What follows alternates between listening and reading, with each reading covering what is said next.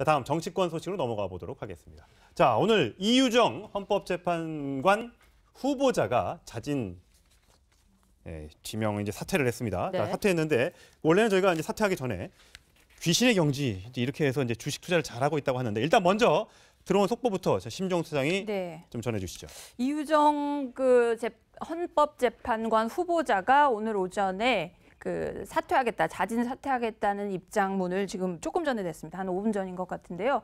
오늘 사실은 금감원에 이유정 후보자에 대한 주식거래 의혹에 대해서 진정서가 접수되고 그 진정서가 접수되면 금감원에서 절차를 밟아서 이유정 후보자에게 뭔가 불법 거래가 있었는지를 살펴볼 예정이었습니다. 그런데 이런 조사 진정서가 의뢰되는 바로 이 시점에 직전에 이유정 후보자는 이제 이렇게 얘기를 했습니다. 불법 거래를 했다는 의혹은 분명 사실과 다르다.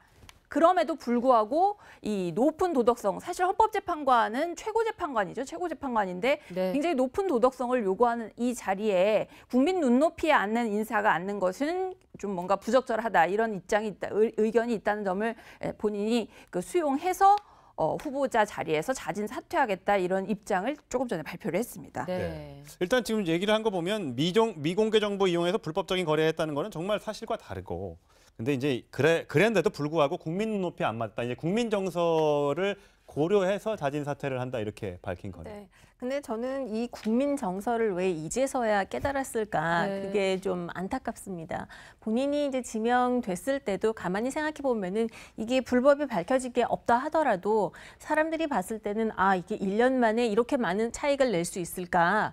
그리고 매도를 하자마자 이게 가격이 내려가는구나. 이런 것들을 보면 누구라도 의심을 할 것이라는 것을 본인이 알고 있었을 텐데 이제 와서 이제 금감원 조사가 될 수도 있다. 뭐 이런 얘기가 나오는 상황에 뭐 여러 가지 이제 부담을 느끼면서 사퇴를 했다는 것이 좀 많이 안타깝다고 볼 수밖에 없을 것 같습니다. 네. 좀 하나씩 좀 뜯어볼까요? 저희가 이제 귀신의 경지라고 했으니까 자, 심종 차장 얼마나 귀신의 경지인지 그래픽을 보면서 좀 설명을 좀 해주십시오.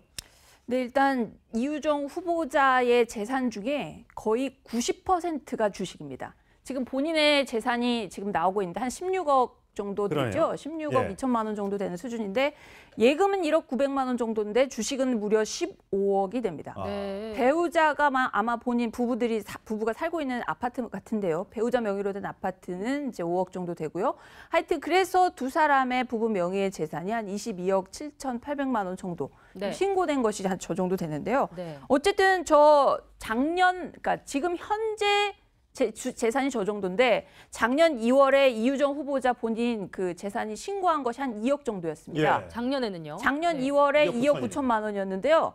1년 사이에 1년 조금 넘는 기간 사이에 15억 1천만 원으로 엄청 늘었는데 그중에 거의 다가 주식입니다.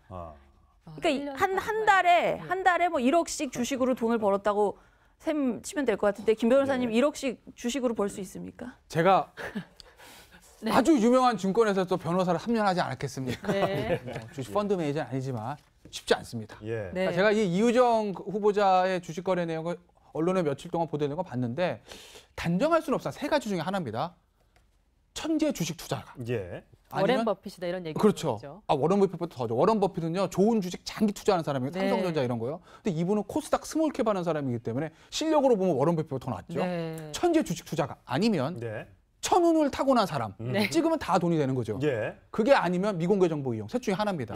그게 아니면 쉽지 않아요. 어느 쪽에 되는지는 저도 모르겠어요. 아니면 앞에 두 개일 수도 있죠. 그러니까 너무 저도 이례적인 거래들이 계속 많아가지고 셋 중에 뭔지는 모르겠는데 어쨌든 셋 중에 하나라는 거죠. 왜냐면요 타이밍이 정확하게 맞아요. 그러니까 저거 아마 코스닥의 D사도 그렇고요. 한 회사 같은 경우는요 쌀 때 삽니다. 막 9만 얼마까지 올라요. 고점에서 팝니다. 그리고 떨어져요. 그럼 저가 매수를 합니다. 그리고 또 올라요. 그럼 지금 보유하고 있는 게 하나 있고. 그다음에 이제 가장 많이 무정됐던 거 백수호 파머시스트 그 회사 같은 경우에는 N사요. N사 비상장할 때 삽니다. 근데 웬간해선 비상장 사는 게 쉽지가 않거든요. 그렇죠. 비상장사는 이제 상장이 될지 안 될지 알 수도 없고. 그럼요. 비상장사 사는 게 이런 경우 예를 들어서 우리 친구잖아요. 제가 사업을 합니다. 천 차장. 우리 회사 상장할 거니까 주식 좀 사. 괜찮아. 이런 경우 아니면 뭘 믿고 삽니까? 이 회사 어떻게 될 줄 알고. 그렇죠. 진경준 검사장도 이런 그럼요. 그런 거 아니면은 못 사거든요. 그래서 어쨌든 샀습니다.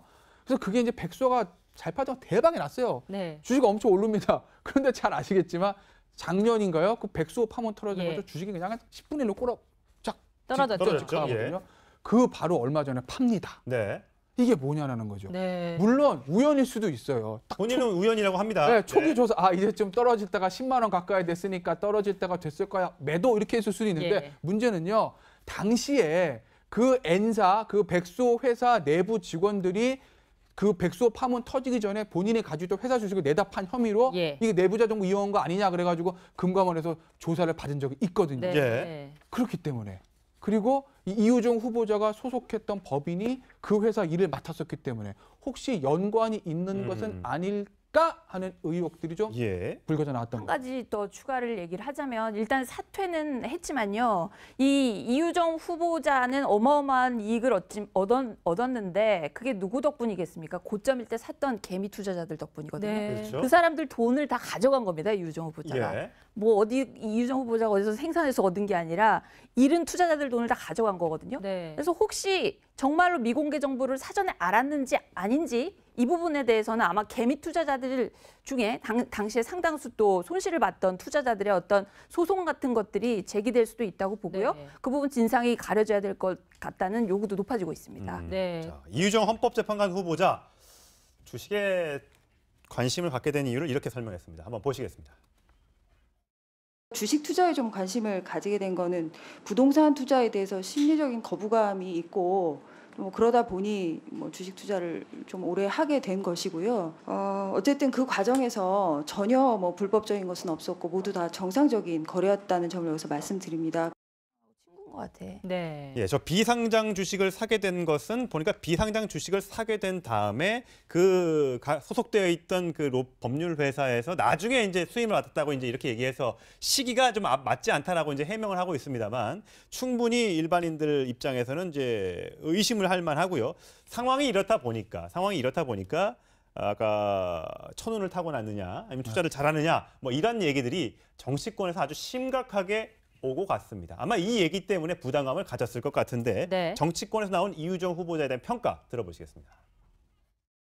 최근에 주식시장에서는 귀신도 까무러칠 주식의 규제가 나타났다고 소문이 나고 있습니다. 개미의 무덤에 핀 장미꽃입니다. 코스닥의 작은 종목을 어찌 그리 핀셋으로 잘 집어내서 사면 폭등하고 팔면 폭락합니까?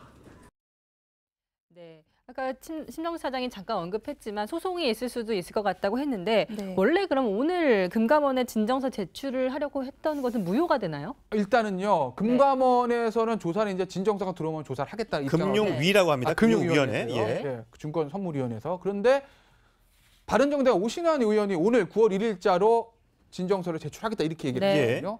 그럼 이제 오신환 의원이 만약 진정서 제출하면 조사는 조사다 하는 거죠. 왜냐하면 헌법재판관 후보자 사퇴하는 거랑 헌법적으로 되는 거랑 이것을 조사하는 거랑 전혀 별개의 문제이기 네. 때문에 그렇기 때문에 만약에 바른정당의 오신환 의원이 오늘이라도 진정서 접수하면 그러면 조사는 계획대로 진행되는 겁니다. 네.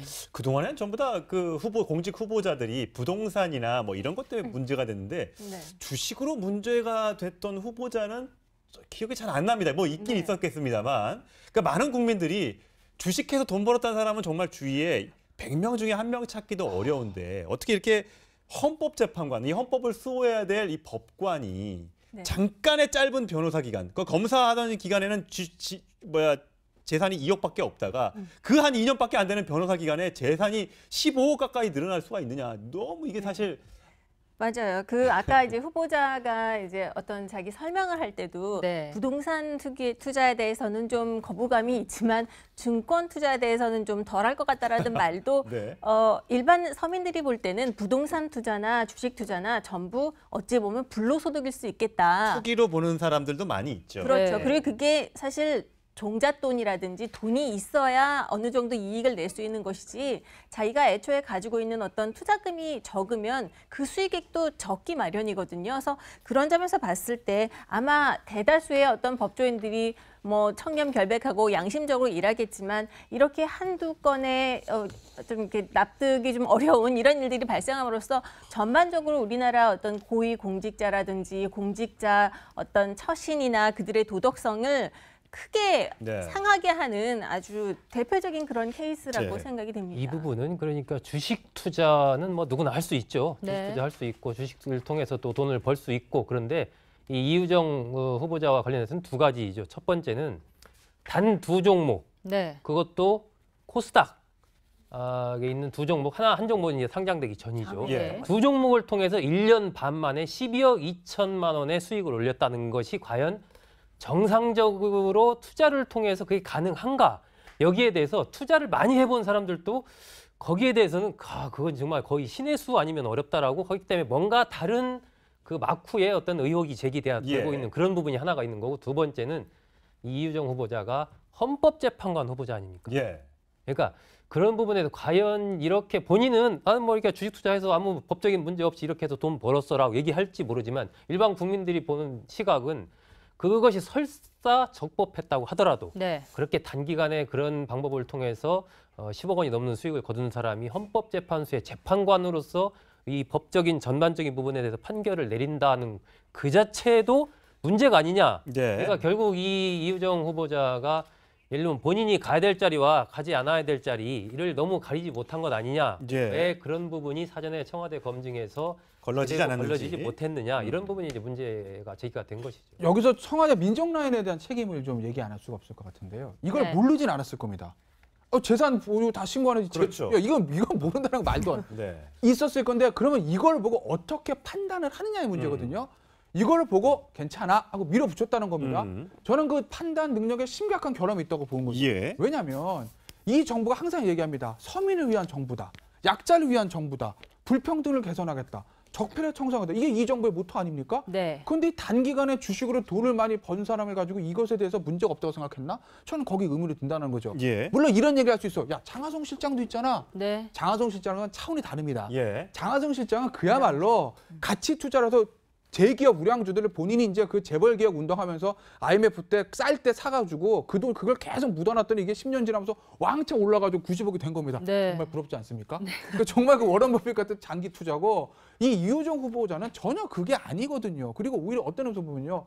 일반 국민들은요. 부동산으로 돈 번 사람보다 주식으로 돈 번 사람 더 민감합니다. 네. 네. 왜냐하면 부동산은 사실 돈이 많이 들어가는 것이기 때문에 딴 나라 이야기 같거든요. 근데 주식은 내가 정말 단돈 10만 원 가지고도 할 수 있는 것이기 때문에 아까 심정수 차장이 얘기했듯이 이런 그 코스닥 변동이 큰 이 주식에 정말 울고 나가는 개미들이 수없이 많아요. 네. 근데 그걸 알 텐데 이런 투자를 한 사람을 헌법재판소 재판관으로 괜찮다고 밀어붙인 민정의 판단의 근거는 무엇인지 혹시 지지도가 80%야.